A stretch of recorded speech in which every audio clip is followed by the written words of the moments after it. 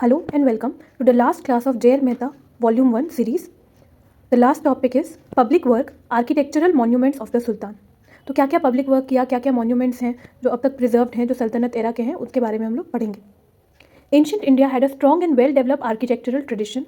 The Turkish conquerors occupied the principal Indian towns, which became the hubs of their political activity at the central, provincial, and local levels. These were flourishing urban habitats of the Hindus, adorned with magnificent buildings and public monuments, albeit the sultans and their ruling elite were eager to maintain their separate identity as victors. Therefore, they usually held themselves aloof from the residential quarters of the Hindus. Moreover, they had a living style of their own and brought with them the Islamic tradition of architecture, which was quite distinct from that of ancient Indian art and architecture. तो ancient India के पास अपना एक well developed strong architectural tradition था. Turkish conquerors जो आए थे उन्होंने जो है प्रिंसिपल इंडियन टाउन्स को कैप्चर किया और उसको जो है अपने पॉलिटिकल एक्टिविटी का सेंटर बना के रखा. फ्लरिशिंग अर्बन हैबिटेट्स थे हिंदूज़ के, जहाँ जहाँ पर इनके पॉलिटिकल एक्टिविटी के सेंटर थे. और ये जो हैबिटेट्स थे यहाँ पर जो है मैग्निफिशेंट बिल्डिंग और पब्लिक मॉन्यूमेंट्स जो है of the sultan and their ruling allied were eager to maintain their separate identity as victors. तो क्योंकि सुल्तान और बाकी लोगों ने जो है अपना मैग्निफिशेंट बिल्डिंग्स बनाया था, क्योंकि वो दिखाना चाहते थे कि वो विजेता हैं, वो अलग हैं, वो कॉमन लोग नहीं हैं. और इसीलिए उन्होंने हिंदूज़ के रेसिडेंटल क्वार्टर्स से दूर अपना जो भी मॉन्यूमेंट्स वगैरह है वो बनवाया. मोर ओवर उनका जो ट्रेडिशन था आर्किटेक्चर का वो इंडियन आर्किटेक्चर से काफ़ी डिफरेंट था. Accordingly, they initiated a vigorous architectural activity as a matter of necessity and taste and raised new township, very often in close proximity to ancient Indian town, throughout the Sultanate for their official and personal residential purposes. तो जो Hindu areas था उसमें जैसे buildings थे, जैसी monuments बनी हुई थी, उसको यूज टू नहीं थे ये ऑक्यूपायर्स.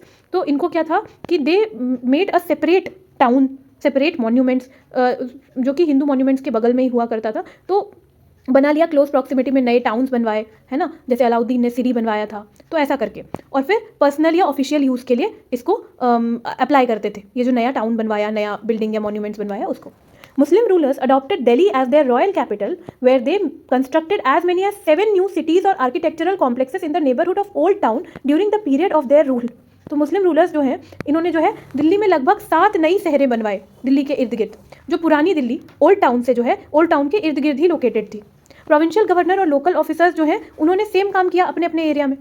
Their building activity was akin to the model town movement, which gained momentum in India after the dawn of independence, particularly during the 50s of the present century, before it was overtaken by subsequent mad rush for modernization and unwieldy expansion of our towns and cities. तो उनका जो building जो था, जो वो लोग बनाया करते थे, वो आज के मॉडल टाउन मूवमेंट जैसा था जो कि 1950s में किया गया. क्या कि एक टाउन का पहले स्टाइल प्रिपेयर हो रहा है और फिर टाउन को जो है प्लान करके बनाया जा रहा है, ऐसा कुछ चला था. तो ऐसा ही कुछ जो है वो सल्तनत पीरियड में सुल्तान भी किया करते थे कि प्लान करके शहर बनवाते थे. Sultans of Delhi were great builders. They founded many new towns throughout the country which became flourishing centres of trade and commerce before long. They built royal palaces, forts, public buildings, mosques, madrasas, monasteries, sarais, and mausoleums. Most of their fort, madrasa, sarai, and palaces have either disappeared altogether or lie in ruins, albeit a large number of beautiful mosque tombs built by the Sultan or during their age have survived the wear and tear of the town and constitute the living monument of the Sultanate period up till this day. तो दिल्ली के जो सुल्तान थे वो बहुत ही कमाल के builders हुआ करते थे और उन्होंने मदरसा, मॉस्क, बिल्डिंग, मोनास्ट्री ये सब बनाया, सराय बनवाया.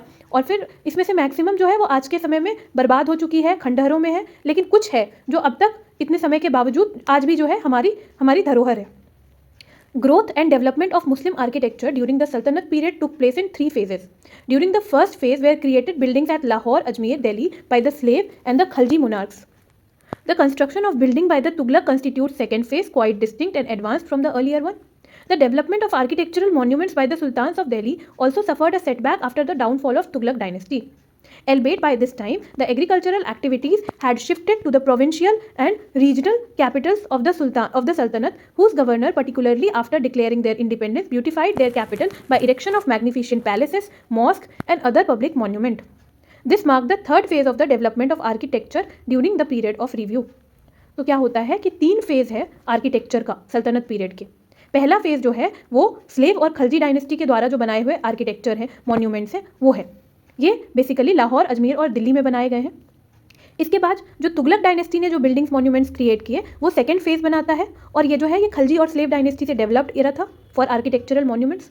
थर्ड में आते हैं जो तुगलक के बाद क्या होता है, हम पढ़ते हैं कि धीरे धीरे डिसइंटीग्रेट करने लग गई थी दिल्ली सल्तनत, और अब कुछ सल्तनत या इंपीरियल जैसा कुछ नहीं था, अब प्रोविंशियल हो गया था सब कुछ। तो प्रोविंशियल गवर्नर्स जब इंडिपेंडेंट हो जाते हैं तो वो अपने प्रोविंसेस को ब्यूटिफाई करने के लिए मॉन्यूमेंट्स बनाते हैं। ये तीसरा फेज है। Qutbuddin Aibak started the construction of mosque as a symbol of Islamic victory over the infidel land. The mosque of Quwwat-ul-Islam at Delhi and Adhai Din Ka Jhopda at Ajmer were built by him out of material of demolished Hindu temples during the period of his viceroyalty. The building complex raised during this period, raised by him round about the Kila Rai Pithoda was the first of the 7 cities of Delhi built by the Sultan. Aibak started the construction of world-famous Qutub Minar in 1199. In the memory of Sufi saint Khwaja Qutbuddin Bhaktiar Kaki, it was completed by Iltutmish. तो पहले यहाँ तक करते हैं। कुतुबुद्दीन ऐबक जो है उन्होंने mask बनाना शुरू किया इंडिया में जब वो वाइस रॉय ही थे घोरी के। तभी वो मॉस्क जो है वो सिंबल था विक्ट्री ऑफ मुस्लिम्स ओवर काफिर का, है ना, कि मुस्लिम की काफिरों पर विजय का सिंबल था मॉस्क। कुव्वत उल इस्लाम जो दिल्ली में बनाया गया और अढ़ाई दिन का झोपड़ा जो अजमेर में बनाया गया, वो हिंदू मंदिरों को बर्बाद करके उन्हीं के जो बचे हुए चीज़ थे, मटीरियल थे, उसी से बनाया गया। किलाए राय पिथौड़ा जो शहर था पृथ्वीराज चौहान के फोर्ट के इन एंड अराउंड, तो उसके बगल में जो है उन्होंने जो है एक सिटी कंस्ट्रक्ट किया जो कि 7 सिटीज़ ऑफ दिल्ली में पहला सिटी था। जो 7 सिटी दिल्ली की जो कंस्ट्रक्ट हुई उसमें पहली सिटी क्या थी, जो किला राय पिथौड़ा के in and around Qutbuddin Aibak ने बनवाया था। ऐबक ने जो है 1199 में कुतुब मीनार भी बनाना शुरू किया। ये सूफी संत ख्वाजा कुतुबुद्दीन बख्तियार काकी के याद में बनाया गया, लेकिन ऐबक जो है इसको कंप्लीट करने से पहले ही ऐबक जो है वो मर जाते हैं पोलो खेलते हुए, और फिर इसको जो है कुतुब मीनार को कंप्लीट करते हैं Iltutmish. The tomb of Iltutmish, built by the Sultan during his lifetime near the Quwwat-ul-Islam Mosque, is a beautiful monument of the Persian art. It contains a single chamber made up of red sandstone with an outer layer of grey granite. It has arched entrances on 3 sides and a mihrab, flanked by 2 small arched entrances on the 4th side. तो क्या होता है, इसके बाद कुतुब मीनार में भी इल्तुतमिश का भी हाथ था। फिर इल्तुतमिश ने जो है अपने जीते ज़िंदगी अपना मकबरा बनवा लिया था। उनकी बहुत इच्छा थी कि कुव्वतुल इस्लाम मस्जिद के बगल में उनका मकबरा हो, तो फिर उन्होंने जो है खुद से बनवाया था और पर्शियन आर्किटेक्चर के हिसाब से उनका मकबरा बना हुआ है। ये एक सिंबल चेंबर है, रेड सैंडस्टोन का बना हुआ है और आउटर लेयर जो है वो ग्रे ग्रेनाइट की है। इसमें जो है आर्क्ड इंटरेंसेस है, मतलब आर्क में इंटरेंसेस है 3 तरफ और 2 स्मॉल आर्क्ड इंटरेंसेस है चौथी तरफ। 3 तरफ एक आर्क्ड इंटरेंस है और चौथी तरफ जो है 2 स्मॉल आर्क्ड इंटरेंस है। An entirely different type of tomb was built by Iltutmish on the grave of his son Nasiruddin Mahmud. It is called Sultan Garhi and is situated at a distance of about 3 miles from the Qutub Minar at Malkapur. तो इल्तुतमिश के जो सबसे बड़े बेटे थे, जो जिनकी मृत्यु इल्तुतमिश से पहले हो गई थी, नासिरुद्दीन महमूद, तो उनका भी मकबरा इल्तुतमिश ने बनवाया था, एकदम डिफरेंट, अपने मकबरा से कम्प्लीटली डिफरेंट, और इसको कहते थे सुल्तान गढ़ी। और ये जो है ये कुतुब मीनार से 3 मील की दूरी पर था, 3 माइल की दूरी पर मलकापुर में। Its exterior is made of grey granite stone and white marble, while its inner base is octagonal in form and roof is supported by beautiful pillars with decorative capitals and arches of the Hindu architectural design. तो क्या होता है इसमें, क्या different है नासिरुद्दीन महमूद की के मकबरे में डिफरेंस क्या है कि ये जो है ये ग्रे ग्रेनाइट और वाइट मार्बल का बना हुआ है एक्सटीरियर इसका, और इनर बेस जो है इसका ऑक्टागोनल है, 8 साइड्स का है, और रूफ जो है वो ब्यूटीफुल पिलर्स से सपोर्टेड है। ये जो आर्किटेक्चरल स्टाइल है इसमें हमको हिंदू आर्किटेक्चरल डिजाइंस देखने को मिलते हैं। Balban's tomb, situated to the southeast of Kilai Rai Pithoda, is a square chamber covered by a dome and which has doorways on all sides. It is also furnished with the arches of the Hindu style. और फिर गियासुद्दीन बलबन का जो मकबरा है वो किलाई राय पिथौड़ा के south east में located है। एक स्क्वायर चेंबर है, 4 साइड वाला चेंबर है, इसमें डोरवेज हैं साइड्स में, और फिर ये भी जो है हिंदू स्टाइल के इसके भी जो आर्चेस हैं वो नसीरुद्दीन महमूद के कब्र के आर्चेस के ही जैसे हिंदू स्टाइल में है। Alauddin Khalji took keen interest in the building activity. He prepared an elaborate plan for the extension of architectural complex in the Qutb area.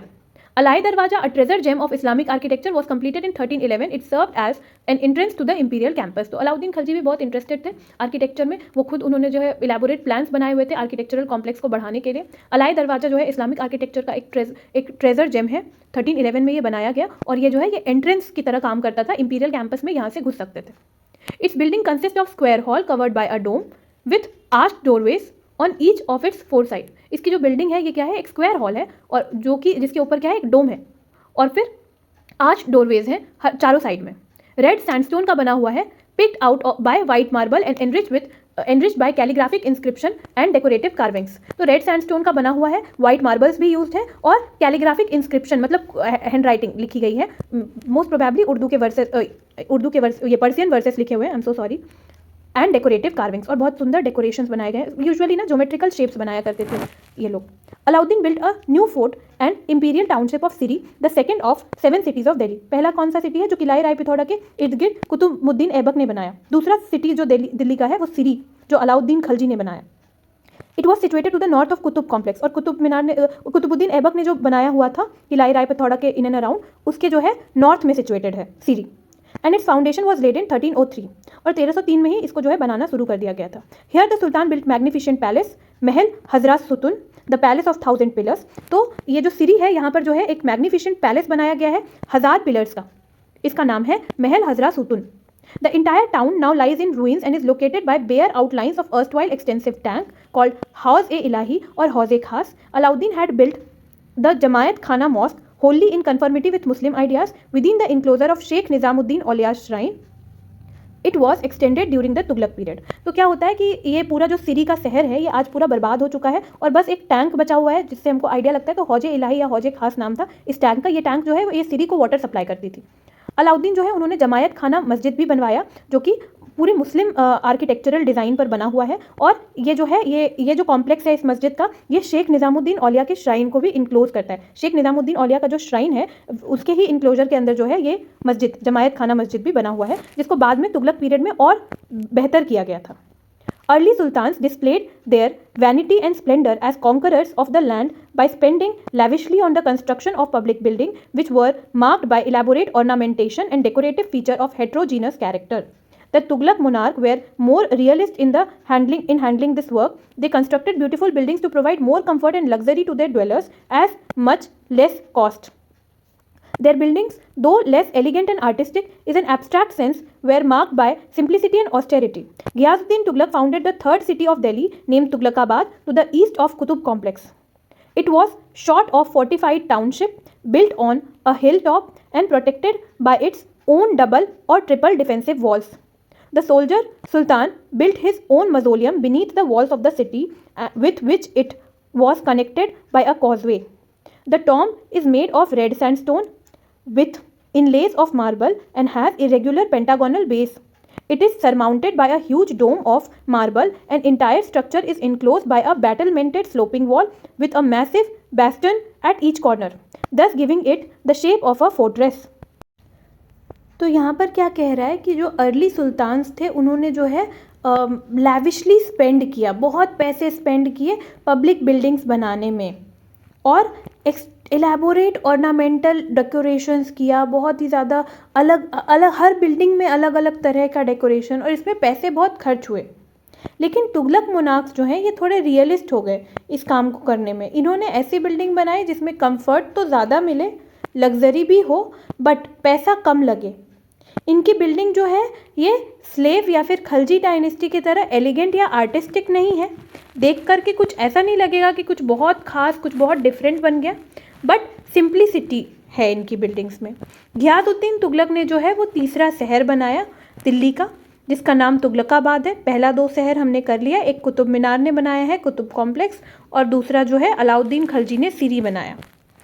और तुगलकाबाद जो है वो कुतुब कॉम्प्लेक्स के ईस्ट में लोकेटेड है।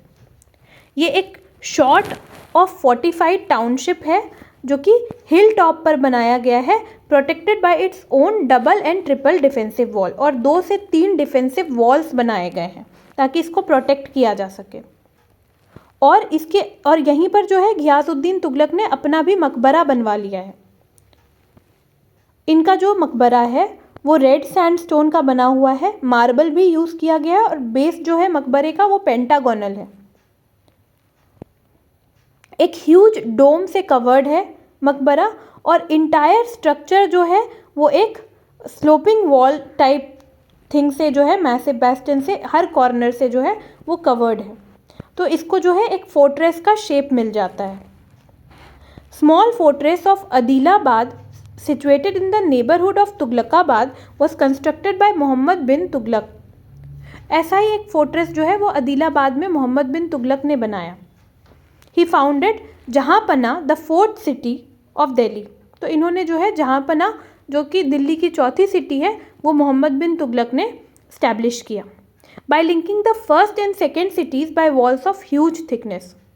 और इन्होंने क्या किया, पहली और दूसरी सिटीज़ से लिंक कर दिया ह्यूज थिक वॉल्स से। The entire structure now lies in ruins with the exception of Satpala बांध एंड विजय मंडल।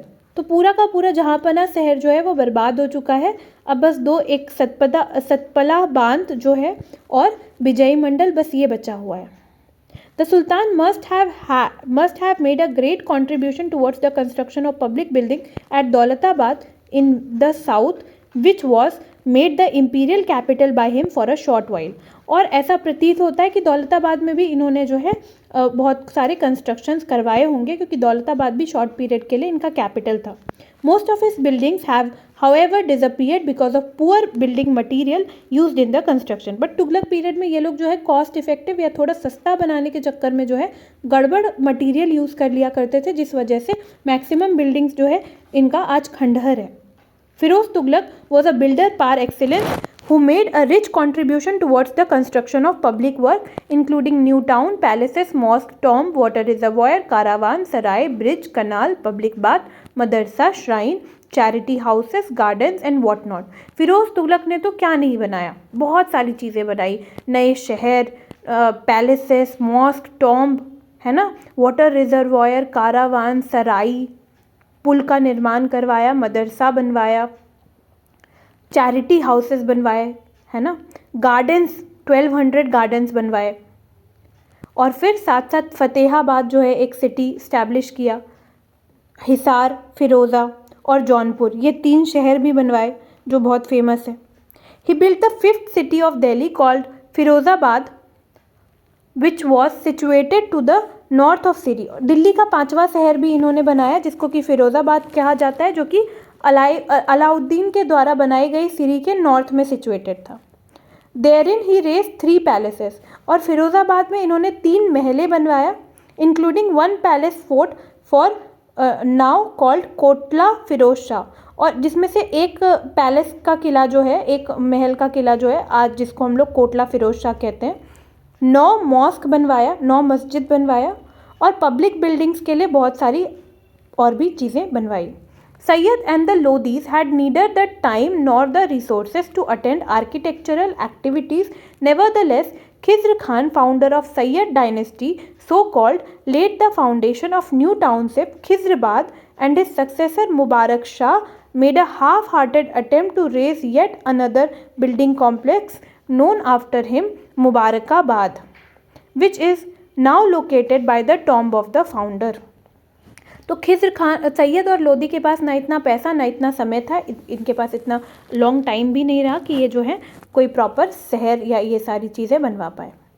खिज़्र खान जो कि सैयद डायनेस्टी के फाउंडर थे, उन्होंने जो है एक नया टाउन बनाने की कोशिश की खिज़्रबाद के नाम से, और उनके सक्सेसर, खिज़्र खान के सक्सेसर मुबारक शाह ने जो है उन्होंने भी आधे मन से जो है एक नया टाउन बनाने की कोशिश की, मुबारकाबाद, जो कि मुबारक शाह के ही मकबरे के बगल में बनाया गया है। 15th century is marked by the appearance of numerous tombs of artistic beauty and strength constructed by Sayyid and Lodi Sultan as well as their nobility, which dot the present metropolis of Delhi and constitute attractive visiting spots by the sightseers। तो 15th century में इन्होंने क्या किया, बहुत सारे मकबरों का निर्माण करवाया जो कि पूरे दिल्ली में भरी हुई है, और आज भी जो लोग हैं वो विज़िट करते हैं।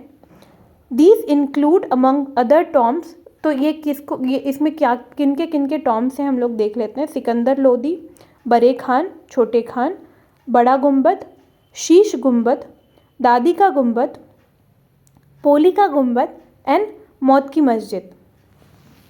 As described earlier, the architectural activity during the concluding phase of the Sultanate period shifted to provincial and regional states of India, including those of Bengal, Jaunpur, Malwa, Gujarat and Bahmani kingdom of the south, whose rulers extended liberal patronage to the art and architecture. Hindu state including Mewar, Marwar, Vijayanagar preserved and extended ancient architectural styles and forms with great enthusiasm. तो जैसा हमने पहले भी कहा कि third phase क्या था, third या कंक्लूडिंग फेज़ जो है आर्किटेक्चर का सल्तनत पीरियड का, उसमें जो है सैयद और लोडीज़ को नहीं कंसिडर करके हम लोग जो है प्रोविंशियल गवर्नर्स को ज़्यादा बेटर कंसिडर कर सकते हैं। तो इन्होंने काफ़ी प्रमोट किया, जैसे कि मुस्लिम स्टेट्स में बंगाल, जौनपुर, मालवा, गुजरात और बहामनी किंगडम, इन्होंने जो है काफ़ी प्रमोट किया नए फॉर्म ऑफ आर्किटेक्चर को, इस्लामिक आर्किटेक्चर को भी। और हिंदू स्टेट्स ने जो है वो इंडिया का पुराना जो एंशियंट फॉर्म ऑफ आर्किटेक्चर था उसको कंटिन्यू किया, जैसे कि मेवाड़, मारवाड़ और Vijayanagar. Islamic architecture so called is a misnomer. Arabia, where Islam took its birth, had no architectural tradition. The only structure of architectural interest prevalent in that land was the caravan roofless sarai, built in rectangular form with a gate and guard post and small chambers protected by strong peripheral walls. Of course, it left a distinct mark on the infant Islamic culture. The mosque is a replica of the caravanserai with the additional provision of a prayer niche in the wall, situated opposite to the main gate. तो Islamic architecture जो है एक misnomer है। Arabia जहाँ पर इस्लाम का जन्म हुआ वहाँ पर तो कोई आर्किटेक्चरल ट्रेडिशन ही नहीं था। आर्किटेक्चरल इंटरेस्ट क्या था वहाँ का कि वो लोग कारावान बना लेते थे, रूफलेस सराय बना दिया और फिर ऊपर जो है खाली होता था, ऊपर से कवर्ड नहीं होता था, रेक्टेंगुलर फॉर्म में बनाया करते थे, एक गेट और गार्ड पोस्ट होता था बस, स्मॉल चेम्बर्स हुआ करते थे, स्ट्रॉन्ग वॉल्स हुआ करती थी। ऑफ कोर्स इससे जो है इस्लामिक कल्चर को काफ़ी प्रभाव पड़ा इस आर्किटेक्चर का इस्लामिक कल्चर पर, क्योंकि इस्लाम वाज बॉर्न इन अरेबिया और यहाँ पर ऐसे आर्किटेक्चर ही प्रैक्टिस हो रहे थे। तो जो मॉस्क या मस्जिद बनाई जाती है वो कारावान से ही उसका आइडिया लिया गया है। बस क्या कर दिया गया है कि मॉस्क में एक नमाज पढ़ने के लिए भी प्रॉपर जगह बनाई गई है, जो कि मेन गेट के जस्ट ऑपोजिट साइड होता है। With the spread of Islam in various countries of Central Asia, North Africa and Eastern Europe, their architects readily adopted the salient features of architectural styles of these countries, resulting in the development of composite Islamic culture on which the Persian influence was predominant. तो क्या कहा जा रहा है कि इस्लाम के spread के साथ साथ क्या हुआ, Central Asia, North Africa, Eastern Europe, इन सारी जगह की जो आर्किटेक्चरल फीचर्स थे वो इस्लामिक फीचर का पार्ट बन गए, क्योंकि इस्लाम ने जो है इन सारी जगह के फीचर्स को जो है अपने आर्ट में कंबाइन कर लिया। On which the Persian influence was predominant, इसमें सबसे ज़्यादा इन्फ्लुएंस था पर्शियन, मतलब Central Asia, North Africa, Eastern Europe, हर जगह के आर्किटेक्चर से इन्फ्लुएंस्ड हुआ इस्लाम, लेकिन मैक्सिमम इन्फ्लुएंस हुआ वो पर्शियन आर्किटेक्चर से। Turkish sultans of Delhi therefore had no hesitation in adopting the Indian forms and styles of architecture in spite of all the prejudices that they initially bore against the vanquished infidels and their culture. तो जब Turkish सुल्तान दिल्ली के जब India आए तो उन्होंने Indian form of architecture को भी adopt किया, क्योंकि एक्चुअली में इस्लामिक आर्किटेक्चर करके कुछ डिफरेंट था नहीं। Islamic architecture is actually a collection और assimilation of a number of other architectures, जैसा हमने अभी देखा। तो क्या हुआ कि भले ही ये मानते थे कि ये लैंड जो है ये काफिरों का देश है, नॉन बिलीवर्स का देश है, लेकिन आर्किटेक्चर उन्होंने अडॉप्ट किया। Moreover they had to employ the Indian architects, masons and workers for the construction of their buildings. They also made free use of rich architectural material obtained by the destruction and demolition of Hindu temples and other public buildings. तो ये जो है एक तो Indian style of architecture को इन्होंने copy किया ही, Indian architect, मैसन और वर्कर्स को यूज़ किया ही अपने बिल्डिंग्स को बनवाने के लिए, साथ साथ जो इन्होंने मंदिर तुड़वाए है ना, या फिर दूसरे पब्लिक बिल्डिंग्स को जब डिमोलिश करवाया तो उससे जो मटेरियल्स मिले उससे नया अपना जो है बिल्डिंग बना लिया। As a consequence Indian concept and forms of architecture were bound to have a deep imprint on the buildings of the sultan. और इस वजह से क्योंकि मटेरियल भी सेम है, लोग भी इंडिया के ही हैं, और फिर ऊपर से ये जो है इनका कोई particular strict form of architecture है नहीं, तो क्या हुआ कि इंडियन फॉर्म ऑफ आर्किटेक्चर ने एक डीप इम्पैक्ट डाला है सुल्तान्स के बिल्डिंग पर। जो बिल्डिंग सुल्तान ने बनवाया है। Monuments of the early sultans present a haphazard mixing up of Indian and Islamic style. Some of them display more of Islamic or Persian feature, the others seem poor copy of Hindu models. तो जो इनकी जो धरोहर है सुल्तान की, तो ये जो है इंडियन और इस्लामिक स्टाइल का मिक्सचर है, रैंडम मिक्सचर है। कुछ में हमको जो है इस्लामिक स्टाइल ज़्यादा डोमिनेंट देखने को मिलती है, कुछ तो लगता है कि हिंदू मॉडल्स का एग्जैक्टली पुअर कॉपी है। During the second phase of architectural development, ये फर्स्ट फेज की बात थी। Second phase of architectural development में क्या होता है, मतलब तुगलक के पीरियड में क्या होता है, the process of blending of two art forms become more natural and mature. क्योंकि फर्स्ट फेज में क्या था, हैप हजार्ड ब्लेंडिंग हुआ, मतलब कोई एकदम एक फिक्स्ड नहीं था कि क्या पार्ट इंडियन लेना है, क्या पार्ट पर्शियन लेना है, एकदम गड़बड़ मिक्सचर था। लेकिन सेकेंड पार्ट में जो ब्लेंडिंग है वो ज़्यादा स्मूथ हो गया, मैच्योर हो गया, और एक हेल्दी सिंथेसिस जो है इंडियन और पर्शियन आर्किटेक्चर का जो है between the two started taking place during the third phase. और थर्ड फेज में तो एक बेहतरीन सिंथेसिस हमको देखने को मिला। Architectural monuments of Sultanate period reveal a vigorous interaction between Islamic and ancient Indian architectural concepts and forms of extensive scale. तो सल्तनत पीरियड के जो आर्किटेक्चरल मॉन्यूमेंट्स हैं हमारे पास, वो हमको इस्लामिक और एंशियंट इंडियन आर्किटेक्चरल के मिक्सचर का, के इंटरैक्शन का, के बीच के इंटरैक्शन का एक एक्सटेंसिव स्केल पेश करते हैं। These are an index of a healthy and constructive give and take between the two styles. तो ये एक हेल्दी गिव एंड टेक दिखाती है आर्किटेक्चर के फॉर्म में, दोनों ही स्टाइल में, पर्शियन और Indian. And also the communication that took place between Hindu and Muslims during the early medieval age. और ये दिखाती है कि धीरे धीरे जो है, इट सिग्निफाइज एक्चुअली कि धीरे धीरे जो है हिंदू और मुस्लिम कल्चर भी आपस में इसी तरीके से एसिमिलेट हो गया। पहले थोड़ा फ्रिक्शन, फिर अ बिट ऑफ मैच्योरिटी, और फिर फाइनली एक healthy synthesis. So by this we have completed our JL Mehta. So this is all done. Thank you so much for watching. Thank you.